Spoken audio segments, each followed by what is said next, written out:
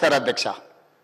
కానీ పార్లమెంట్ సభ్యుడిగా, Congress party working ప్రెసిడెంట్గా నన్ను అరెస్టు చేసి జైలుకు పంపించి, మామూలుగా దానికి 500 రూపాయల ఫైన్ ఉంటే బిలో 7 years ఉంటే రిమాండ్కే పంపరు, పోలీస్ స్టేషన్ బెయిల్ ఇవ్వాలి.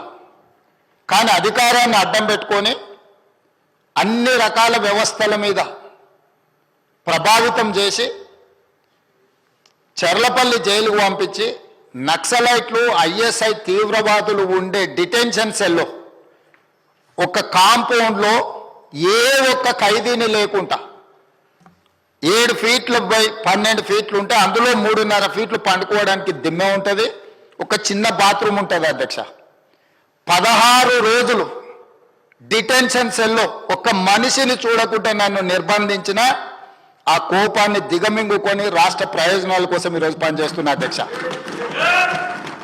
రాత్రిపూట పడుకోవడానికి లైట్ బంద్ చేయకుండా ట్యూబ్ లైట్లు ఆన్లో పెడితే అది ఓపెన్ ఎయిర్ జైలు, ఇంతింతలో బల్లులు, 7 feetలలో 3.5 feet దిమ్మ ఉంటే దిమ్మ మీద పడుకుంటే ఇంకొక 3.5 feet గ్యాప్ ఉంటుంది.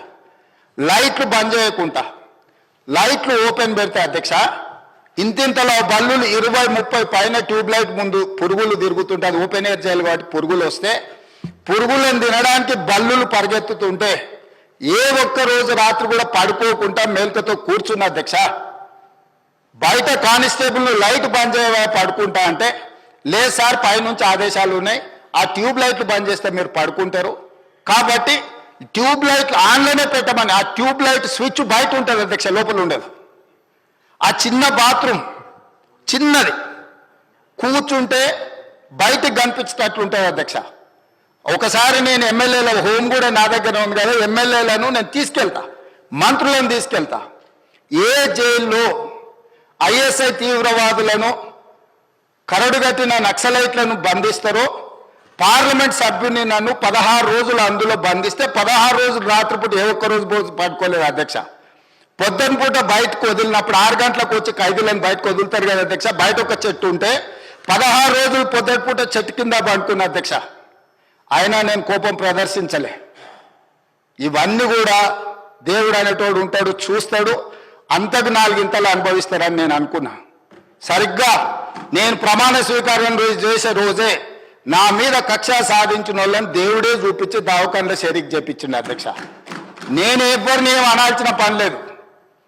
మొదటిసారి నన్ను జైల్లో ఎన్ని రోజులు పెట్టినరో వాళ్ళకి తెలుసు.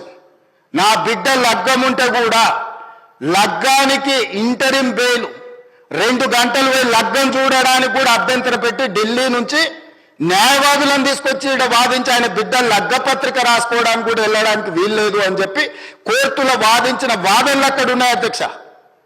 కోర్టు నాకు కండిషనల్ బెయిల్ ఇచ్చింది అధ్యక్ష. చెర్లపల్లి జైలు నుంచి ఎన్కన్వెన్షన్ ఫంక్షన్ హాల్కి పోయి నా బిడ్డ లగ్గపత్రిక రాసుకొని అక్కడి నుంచి సీదా మళ్ళీ చెర్లపల్లి జైలుకు పోయిన అధ్యక్ష.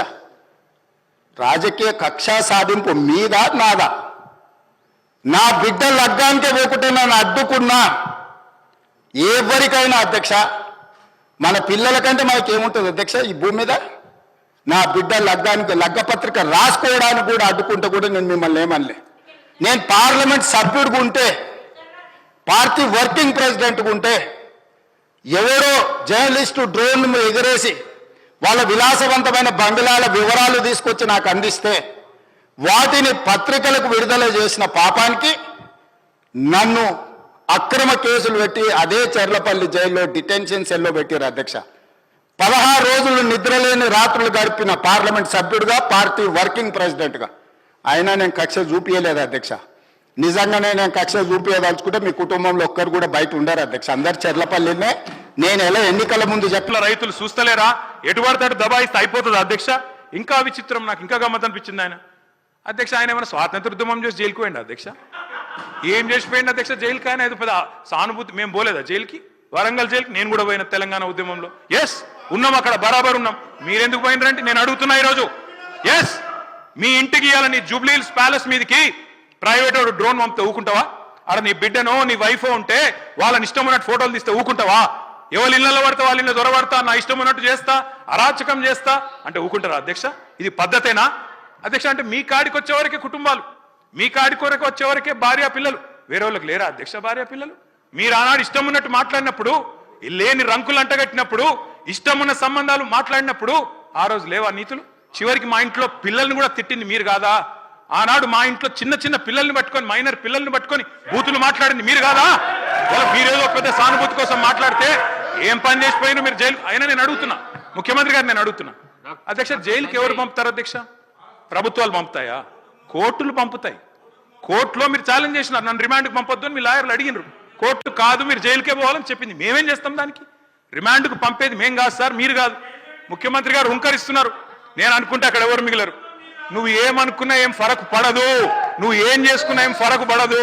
నువ్వు అనుకుంటున్నావు పదవి శాశ్వతం, అధికారం శాశ్వతం, ఏది శాశ్వతం కాదు. అధ్యక్ష నేను కోరుతా ఉన్నా, ముఖ్యమంత్రికి అపరిమితమైన అధికారాలు ఉండవు. ముఖ్యమంత్రికి అపరిమితమైన అధికారాలు ఉండవు. ఎవరిని పడితే వారిని జైలుకు పంపే అధికారం ఉండదు, కోర్టులకు ఉంటది. నిన్ననే కోర్టు పాత్ర తీసుకున్నారు. ఈ ముఖ్యమంత్రి గారు ఇందాక ఏదో గోవింద సినిమా చెప్పింది కదా, ఆ పాత్ర ఆయనకే సూట్ అవుతుంది అధ్యక్ష. ఎందుకంటే అప్పుడే లాయర్ అయిపోతాడు ఆయన, అప్పుడే జడ్జ్ అయిపోతాడు, అప్పుడే మళ్ళీ స్పీకర్. మీరు తీసుకునే నిర్ణయం వారు చెప్తారు, సుప్రీంకోర్టు తీసుకునే నిర్ణయం వారే చెప్తారు, ఉప ఎన్నికలు రావంటారు, ఎన్నికల కమిషన్ నిర్ణయాలు ఆయనే చెప్తారు అధ్యక్ష. మీ బహుపాత్రలు మీకే సూట్ అవుతుంది తప్ప మా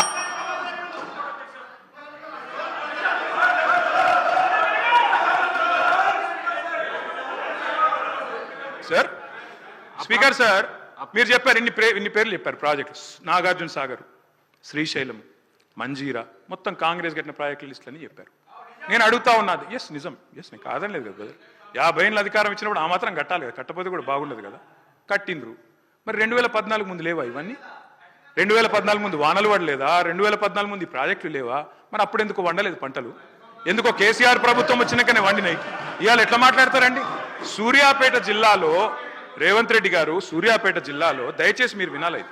రేవంత్ రెడ్డి గారు నేను ఒక మాట అంటాను. మీరు నేను చెన్నై మీటింగ్కి పోయినాం, అక్కడ మీరు ప్రతిపాదన పెట్టిండ్రు. పెడితే నేను మీ పార్టీని కాదు, మీరు నేను ఇక్కడ ఉప్పు నిప్పు లెక్క కొట్లాడుకుంటాం. ఆడ పోయినాక నేను మిమ్మల్ని గౌరవించి మా ముఖ్యమంత్రి గారు చెప్పిన మాట కరెక్టు, 33% కాదు 36% ఇవ్వచ్చు అని చెప్పిన. ఎందుకంటే నాకు ఆ సంస్కారం ఉంది.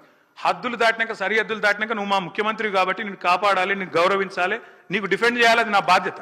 కానీ ఇక్కడికి వచ్చిన తర్వాత కూడా మీరు ముఖ్యమంత్రి పదవిలో కూర్చున్న తర్వాత కూడా గంత ఫ్రస్ట్రేషను, గని రంకెలేస్తే కుదరదు. ప్రతిపక్షాల మీద మాటలతో డైలాగులు దాడి చేస్తా, పంచ్ డైలాగులతో దాడి చేస్తా కుదరదు. పరిపాలన అంటే పంచ్ డైలాగులు కాదు. పరిపాలన అంటే ఇప్పుడు మీరు చెప్పిన కష్టాలన్నీ ఉంటాయి. పరిపాలన అంటే ఇప్పుడు మేము 2014లో మేము కూడా ఆడికి వచ్చినాడు, ఇవన్నీ కష్టాలతోనే మేము కూడా స్టార్ట్ చేసినాం. మెల్లమెల్లగా ఒక్కొక్కటి సెట్ చేసుకుంటేనే వీడి దాకా వచ్చినాం. I wish you the best Revanth Reddy గారు. కానీ దయచేసి మీరు అన్నారు కదా కక్ష సాధింపు లేదు.